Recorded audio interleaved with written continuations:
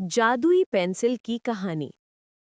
एक छोटे से गांव नवपुर में अनिरुद्ध नाम का 12 साल का एक होनहार लेकिन बेहद गरीब लड़का रहता था।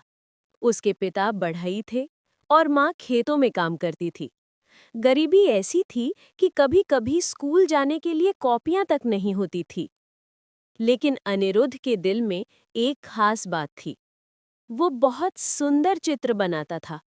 वो सपने देखता था कि एक दिन वो बड़ा कलाकार बनेगा और अपने गांव का नाम रोशन करेगा। एक दिन की अनोखी मुलाकात। एक शाम स्कूल से लौटते हुए अनिरुद्ध को रास्ते में एक बूढ़ी औरत दिखी। उसके कंधे पर कपड़ों की गठरी थी और वो चल नहीं पा रही थी। अनिरुद्ध ने तुरंत उसकी मदद की। बूढ़ी औरत बोली, बेटा, आज तुमने मेरी बड़ी मदद की है। बदले में मैं तुम्हें कुछ देना चाहती हूँ। उसने अपनी गठरी खोलकर एक पुरानी बिल्कुल साधारण दिखने वाली पेंसिल निकाली और अनिरुद्ध को दे दी। ये कोई साधारण पेंसिल नहीं है। इसे सच्चे दिल से जो भी बनाओगे वो सच में जीवित हो जाएगा। अनिरुद्ध हैरान रह गया। लेकिन बोली खत्म होते ही बूढ़ी औरत गायब हो गई, मानो कभी थी ही नहीं। जादू का पहला एहसास। घर पहुंचकर अनिरुद्ध ने हंसते हुए सोचा, अगर ये पेंसिल सच में जादुई होती तो मैं एक रोटी बनाता और वो असली बन जाती। उसने पेंसिल से एक रोटी का चित्र बनाया। चित्र बनते ही कागज चमक उठा और सामने बिल्कुल ताजी गर्मा गर्म रोटी रखी थी। अनिरुद्ध की आंखें फैल गईं। ये सच में जादुई है।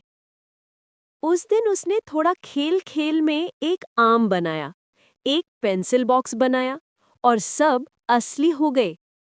जरूरत के लिए जादू का इस्तेमाल। अब अनिरुद्ध पेंसिल का इस्तेमाल अपने परिवार की मदद के लिए करने लगा। घर में अनाज कम था। उसने दाल, चावल, सब्जियां बनाई। उनकी गरीबी थोड़ी कम होने लगी। लेकिन अनिरुद्ध बहुत समझदार था। वो जादू कभी बेवजह नहीं करता था, ना ही लालच में। स्कूल में भी वो अब ज्यादा मेहनत करने लगा। गांव वाले सोचते थे कि उसका परिवार अचानक कैसे सुधर रहा है, लेकिन अनिरुद्ध किसी को कुछ नहीं बताता था। गांव में मुसीबत। एक दिन नवपुर में बहुत बड़ा संकट आ गया। 3 दिन से लू चल रही थी और एक भयानक आंधी तूफान की खबर थी। गांव वालों के घर कमजोर थे। खतरा था कि तूफान सब कुछ उड़ा ले जाएगा। गांव की पंचायत बोली, अगर कोई मदद नहीं मिली तो पूरा गांव उजड़ जाएगा। अनिरुद्ध को अपने जादुई पेंसिल की याद आई, लेकिन साथ ही बूढ़ी औरत की बात भी। इस पेंसिल का इस्तेमाल हमेशा किसी अच्छे काम के लिए करना। उसने रात को बैठकर पेंसिल से मजबूत पत्थरों की दीवार, नए घर, बड़ी बड़ी कीलें, लोहे की रॉड, सब कुछ बनाना शुरू किया। जैसे जैसे वो चित्र बनाता, असली सामान सामने प्रकट होता जाता। सीधे स्कूल के मैदान में उसने एक बड़ी सुरक्षित शरण स्थली भी बना दी, जहां तूफान में सब लोग छिप सके। तूफान का प्रकोप। अगली सुबह भयंकर तूफान आया। आसमान काला, धूल भरी आंधी, तेज गर्जना। लेकिन इस बार गांव तैयार था। लोग अनिरुद्ध द्वारा बनाई गई शरण स्थली में छिप गए। वो मजबूत थी और तूफान का एक झोंका भी उसे हिला नहीं पाया। गांव बच गया। सब खुशियों से झूम उठे। लेकिन किसी को नहीं पता था कि असली रक्षक कौन था। लालचियों की नजर। कुछ दिन बाद शहर से आए 2 लालची व्यापारी गांव पहुंचे।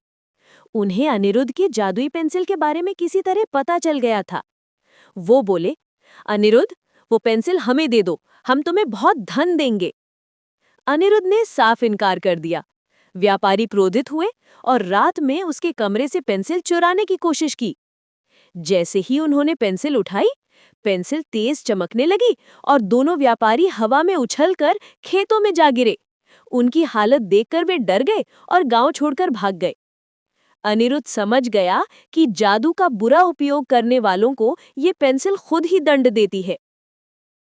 बूढ़ी औरत की वापसी। कुछ दिन बाद वही बूढ़ी औरत फिर प्रकट हुई। इस बार वो बहुत खुश थी। अनिरुद्ध, तुमने जादू का इस्तेमाल लालच के लिए नहीं, बल्कि लोगों की भलाई के लिए किया। इसलिए अब ये पेंसिल तुम्हें हमेशा के लिए मिल सकती है। लेकिन इसमें एक शर्त है। हर 100 अच्छे कामों के बाद तुम्हें इसका जादू एक बार फिर साबित करना होगा। अनिरुद्ध ने खुशी-खुशी वादा किया। अनिरुद्ध की नई पहचान। अब अनिरुद्ध का नाम दूर दूर तक जाना जाने लगा। वो जादू की वजह से नहीं, बल्कि उसके दयालु दिल, उसकी मेहनत और दूसरों की मदद करने की आदत वजह से लोग उसे पसंद करते थे। वो आगे चलकर शहर के आर्ट कॉलेज में दाखिला लेता है, बड़ा कलाकार बनता है और जादुई पेंसिल से लोगों की जिंदगी बदलता रहता है। कहानी की सीख। 1.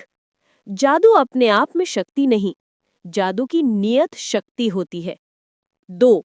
मेहनत और अच्छे दिल से मिलने वाला फल हमेशा बड़ा होता है। 3. लालच इंसान को नीचा दिखाता है, लेकिन भलाई उसे महान बनाती है।